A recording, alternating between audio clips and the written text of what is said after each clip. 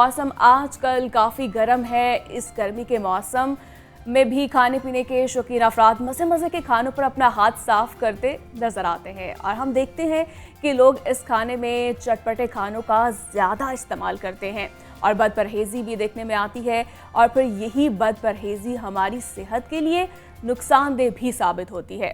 खाने पीने में बेएहतियाती और एक्सरसाइज ना करना हमारे लिए बहुत से मसाइल पैदा करता है। इन मसाइल में से एक है मैदे का अल्सर। मैदे के अल्सर में सीने में जलन और पेट दर्द आम है। अक्सर लोग सीने में जलन की शिकायत करते दिखाई देते हैं। ये एक ऐसी बीमारी है जो आजकल हमारे आसपास बहुत आम होती जा रही है और लोगों को इस बीमारी का तब पता चलता है जब मैदे का अल्सर बहुत ज़्यादा ख़राब हो चुका होता है। मैदे का अल्सर इसलिए भी ख़तरनाक समझा जाता है क्योंकि इसकी वजह से बहुत से मसाइल और भी जो बीमारियां हैं वो जन्म लेती हैं। इस बीमारी के आम होने की वजह अक्सर चटपटे और मसालों से भरपूर खाने होते हैं। हमें खानों में कौन कौन सी एहतियात बरतने की ज़रूरत है? क्या चटपटे खाने ही मैदे के अल्सर का बायस बनते हैं या इसकी कोई और वजह भी हो सकती है? और कौन कौन से खाने हमारी सेहत के लिए नुकसानदेह साबित हो सकते हैं? ये सब जानने के लिए हमने दावत दी है आज अपने स्टूडियो में और शिफा हमारे साथ माहिर ग़िज़ाइयत है।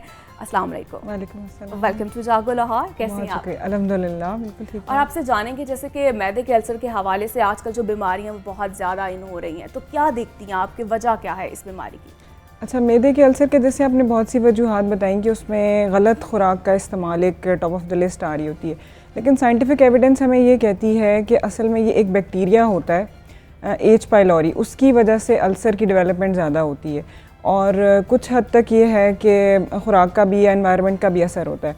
रिसेंटली एक गाइडलाइन आई है जिसमें ये कहा गया कि जो मौसम की शिद्दत है उसकी वजह से मैदे के मसाइल या आंतों के मसाइल बढ़ने की वजह है। उसकी वजह यह है कि जब मौसम शिद्दत का बहुत ज़्यादा शिद्दत आती है उसके अंदर, तो जो फूड है उसकी सेफ्टी या हाइजीन का ख्याल रखना बहुत मुश्किल हो जाता है। या रोड साइड बाहर के खाने ख़ास तौर पे जो मिल रहे हैं वो अक्सर टेम्परेचर्स पे ख़राब हो जाते हैं। फिर जैसे हम लोग बहुत ज़्यादा लोड शेडिंग का शिकार है, तो इवन कि घर का खाना भी जो है वो जल्दी ख़राब हो जाता है, उसमें बैक्टीरिया ज़्यादा जल्दी आ जाते हैं। बाहर का अगर गंदा खाना खाया जाए उसके साथ भी बहुत ज़्यादा लिंक किया जा रहा है कि उसके साथ जल्दी ये तेज़ाबियत होगी। फिर ये कि बरसग़ीर में या पाकिस्तान में हम लोग वाकई थोड़े से चटोरे हैं, चटपटे, हमें गर्मी हो बिल्कुल ऐसे ही है, गर्मी हो या सर्दी हो तो हमें होता है कि उसके अंदर सारे 12 मसाले पूरे हों और हम उसी तरीके से खाएं। अब ये है कि रिसर्च ये कहती है कि मसाले जो हैं वो सेहत के लिए अच्छे तो होते हैं लेकिन एक तनासुब में जी, और ये कि उसके साथ अगर चिकनाई का बहुत ज़्यादा इस्तेमाल किया जाए या फिर वही कि खाना जो है अगर आप बाहर से खा रहे हैं तो बाहर में असल में वो लोग ये करते हैं कि बहुत लंबे अरसे से उन्होंने या रात से एट टाइम्स बना के रखा होता है, फिर उसको वो रीहीट करते रहते हैं बार बार, तो उसके अंदर बैक्टीरियल कंटामिनेशन या जरासीम का पैदा होना ज़्यादा एक चांसेस उसके अंदर है बनस्बत इसके घर में। फिर ये कि बाहर के खानों में ज़्यादातर वो मसाले ज़रा तेज़ डालते हैं। फिर एक और वजह ये हो सकती है कि बाहर के बहुत से मसाले अक्सर उनकी क्वालिटी अच्छी नहीं होती, उसके अंदर बहुत से केमिकल्स मिले हुए हो सकते हैं। मिर्चें, यानी अब घर में अगर आप एक खाने में मिर्चें डाल रहे हैं तो वो अगर साफ़ सुथरी हैं, अच्छी क्वालिटी की हैं, तो वो उतना असर नहीं करेंगी क्योंकि मिर्चों का जो इनहेरेंट उसका केमिकल है वो तो कहा जाता है कि मैदे को बल्कि बचाता है बहुत सी बीमारियों से।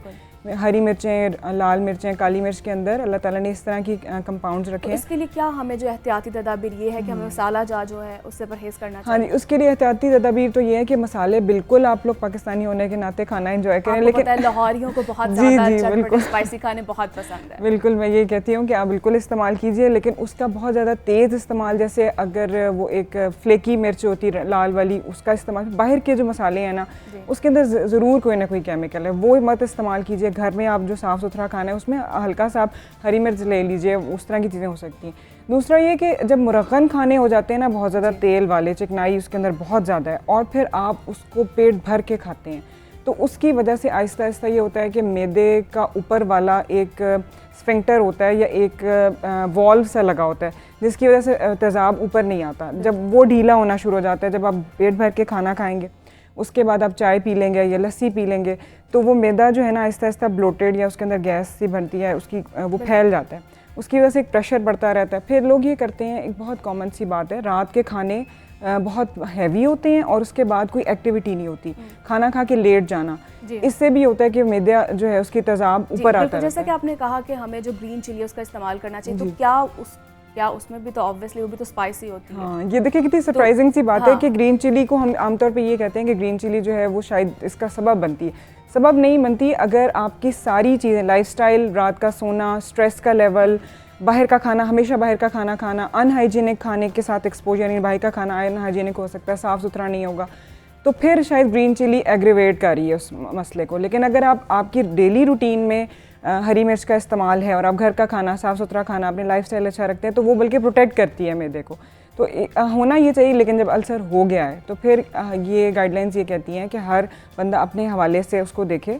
कुछ लोग बहुत ज़्यादा मिर्चें खाएंगे तो उनको वो ज़रा सी भी जो है इरिटेट करेगी, उस वक्त वो इरिटेट कर सकती है, लेकिन फिर भी आप हल्के मिकदार में उनको ले सकते हैं, इतना उसका इशू नहीं। और क्या देखती हैं आप, किस ग्रुप एज में ज़्यादा ये बीमारी पाई जाती है? अच्छा, ये मैं सब में देख रही हूँ। वजह उसकी है कि कुछ लोगों में तो स्ट्रेस ट्रिगर कर रहा है, कुछ का लाइफस्टाइल ऐसा है, कुछ के वर्किंग आवर्स ऐसे हैं कि वो रात को बहुत ज़्यादा, अच्छा वर्किंग आवर्स का खाने की आदत पे इस तरह से असरअंदाज होता है कि सारा दिन लोग चाय पीते रहेंगे और वो बहुत ज़्यादा पकी हुई चाय कि बस चाय चली जा रही है और कुछ नहीं खा रही है और सिर्फ चाय पिए चले जा रहे हैं, या अगर खाना आता भी है तो वो बाहर का खाना आता है, उसके अंदर वो फूड सेफ्टी वाली चीज़ें नहीं रहती, फिर वो ओवर ईट कर जाते हैं, उनको पता नहीं चलता कितना। चाय जो है, चाय भी इफेक्ट करती है। चाय अगर बहुत ज़्यादा लेते हैं तो कैफीन की मिकदार ज़्यादा हो जाती है। जैसे मैंने देखा है कि लोग 8-8, 12-12 कप, 20-20 कप तक भी पी जाते हैं, क्योंकि वो जब रात को जागना है या मुसलसल काम करना है तो वो मेंटल, जब उनको थकन हो जाती है तो वो चाय या कॉफ़ी का इस्तेमाल ज़्यादा कर देते हैं।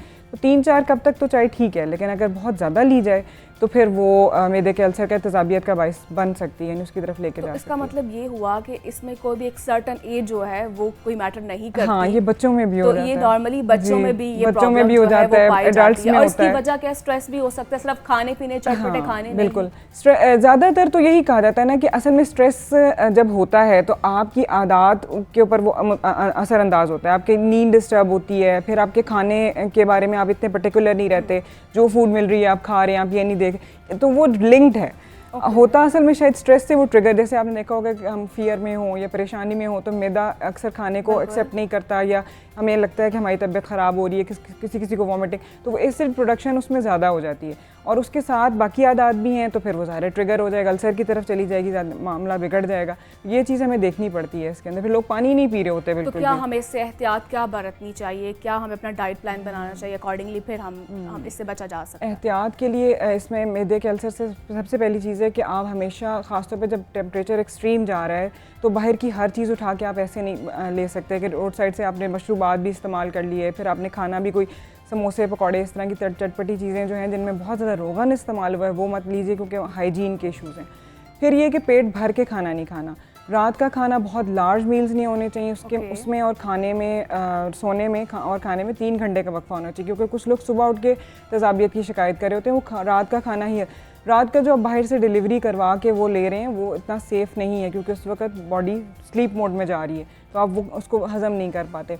फिर ये कि खानों में ठीक है मसाले इस्तेमाल करें, लेकिन उसकी मिकदार थोड़ी सी कम रखें, और सारे मसाले एक ही खाने में नहीं डाल दें कि वो 12 मसाले पूरे होने चाहिए, लिमिट होनी चाहिए उसकी, थोड़ा थोड़ा करके इस्तेमाल कीजिए। फिर जिन लोगों को ये हो गया है उनके लिए दही का इस्तेमाल बहुत अच्छा होता है।